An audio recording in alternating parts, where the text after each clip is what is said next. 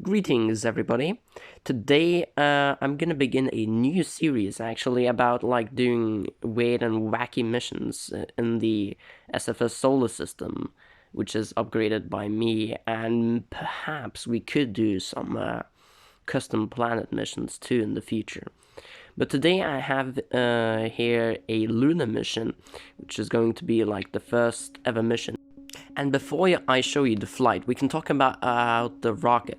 So it has two boosters to boost itself to about 20-kilometer altitude, and then followed up by a core stage with two Titan engines, which have enough propellant to get it to space. Then we follow up with a second stage, which has three some big Valiant engines. I don't remember the names. And then a third stage with basically the same, but two of the engines for the vacuum optimized. Then we have the lunar lander and the lunar orbiter inside of the fairing. Yeah, that's basically the rocket. So anyways, we have a successful liftoff and the rocket has cleared the pad and is heading for the Kerman line.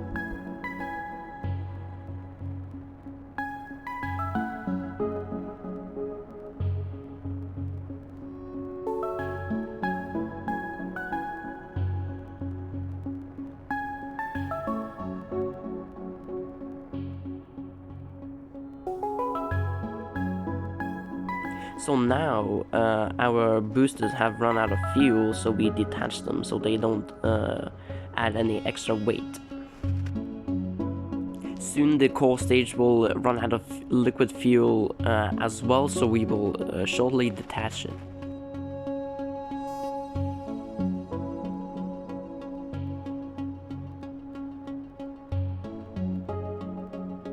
And there we go, we passed the common line and we're heading for space.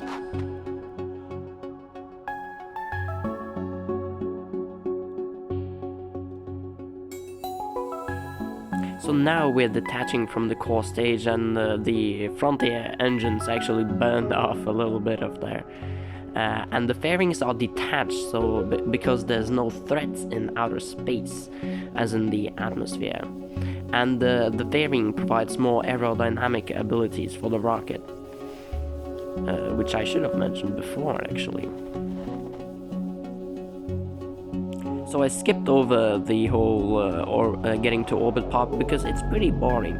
So now we have to navigate to the moon and time warp to the transfer window so we can transfer over to the moon's sphere of influence.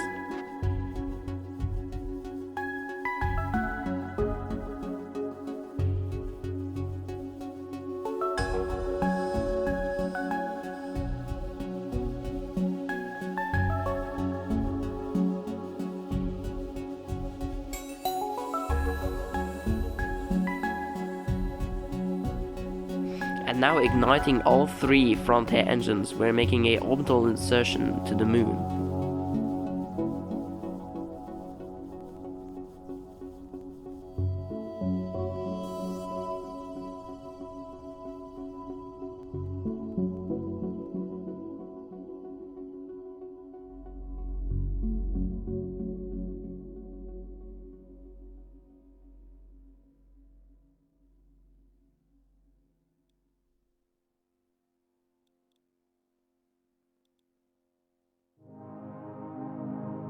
And now that we made our desired trajectory, we can begin cruising towards the moon.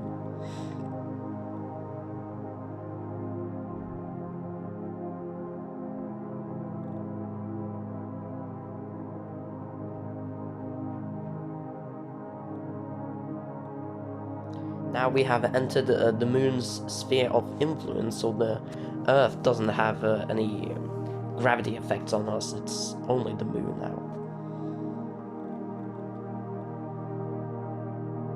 Look at it at all of its glory.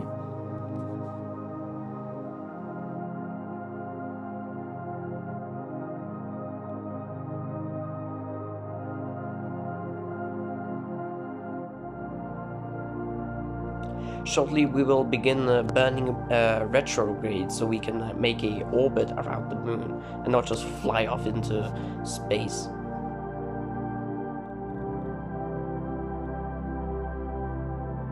After fiddling around with the orbit, I decided to detach my lunar modules from the third stage, so the third stage can fall down into the moon and crash, so it doesn't cause any space debris. And the modules will make a separate orbit so they can continue their mission.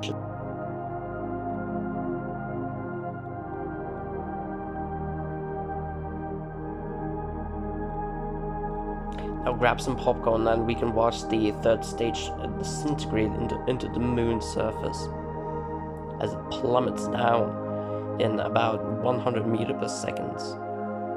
No, sorry, 350 meters per second. There we go. You can see our lunar modules on the right there, cruising. I was actually a little worried that the space debris would just come crashing into the modules, but luckily that didn't happen. So after making a stable orbit, I decided to deploy the solar panels, so the stage that will get us back to Earth could gather up some power for the duration of the mission. These solar panels aren't really the best things in the world. They're kind of difficult to attach, but it's not impossible as long as you have RCS. Without that, that would be just pure torture.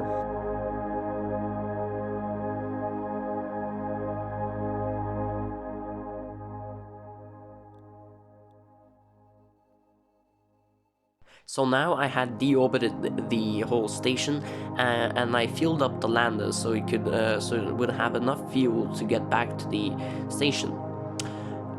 So now we are going backwards, so we don't crash into the whole station.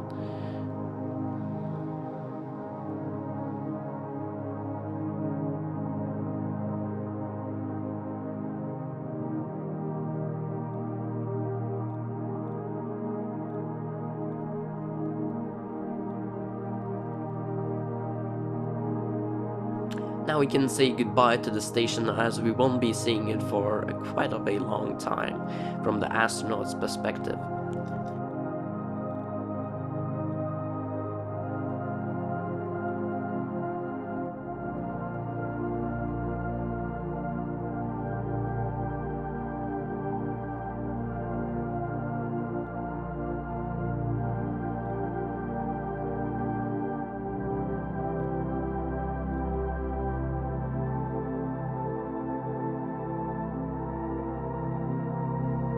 So as I stopped time warping, I realized a big mistake.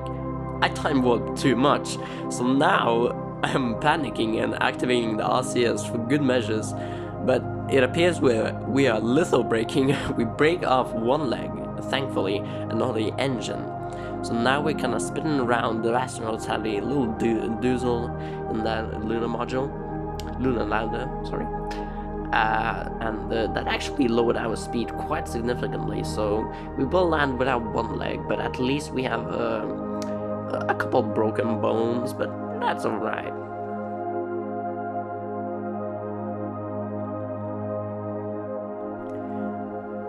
Now we're coming closer to the moon's surface. Probably the astronauts are sweating of the stress and anxiety of landing a station and being the whole first humans on landing on another celestial body. And there we go, we made a one landing. I mean, you could call it a success. We landed on one leg, broke off a couple broken bones, but that's alright. But now the astronauts can do some science and experiment on the moon's surface, but because we don't have astronauts stuff, we will just imagine it did something. Now the astronauts are waiting for the station to arrive, so they can lift off of the moon and join the station so they can go back home safely.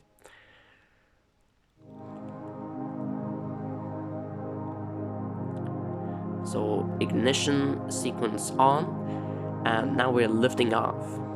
We have to match the speed of the station that is currently in orbit, which is kind of difficult, but doable. We had quite a lot of fuel, actually, about I think 70%, because Steph just nerfed the feature of percentages as fuel, so we have these programmed bars. So I'm guessing. So now we have to do just a lot of fiddling around with the trajectory, so we intersect the station.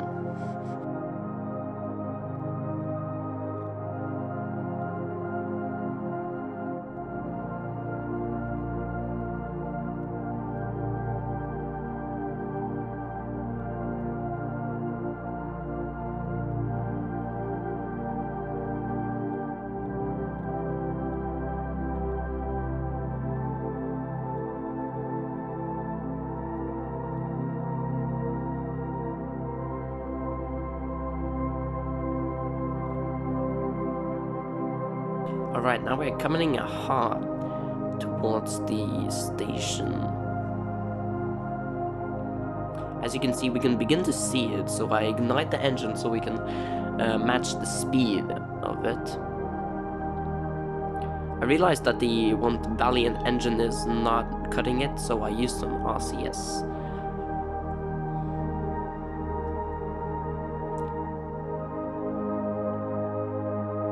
I have to just adjust myself so I can dock.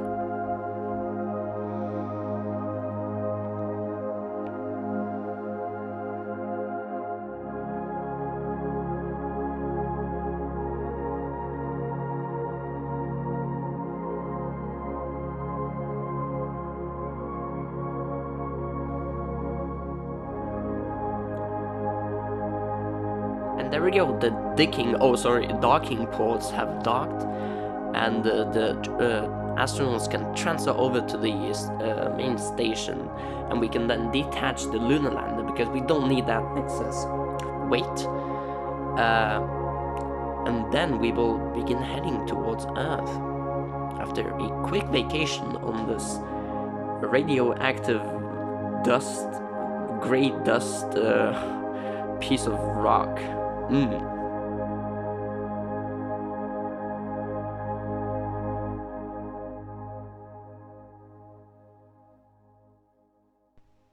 Okay, so now we begin to make our orbit bigger so we can escape the moon's gravity.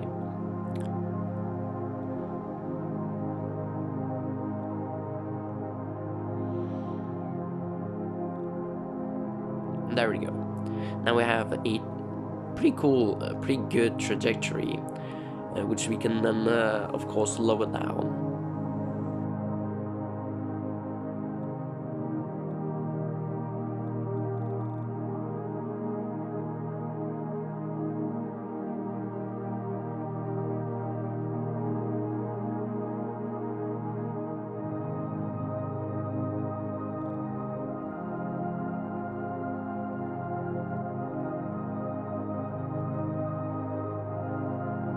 Now we're just lowering the orbit so I can begin heading into Earth's atmosphere.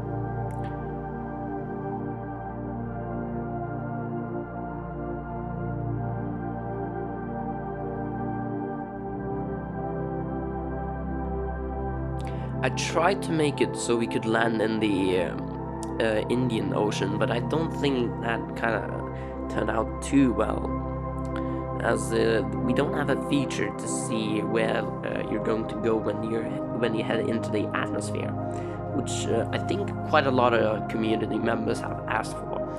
Maybe Steph will deliver it in the next update. But now we detached from the station and we can see the capsule now. It is a basic capsule, but yeah, it works. Now comes the hard part of actually re-entering the capsule through the heats of the atmosphere, which is a very dangerous thing we have to do, but it's necessary.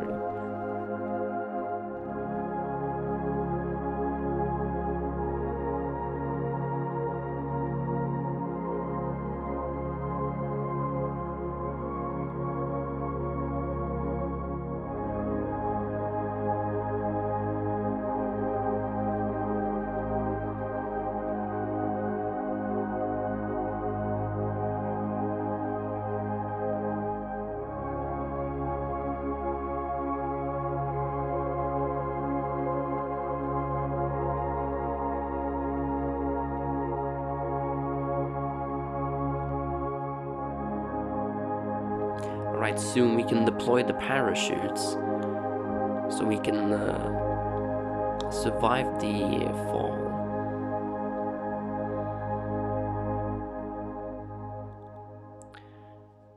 Bring the time warp to 3 times.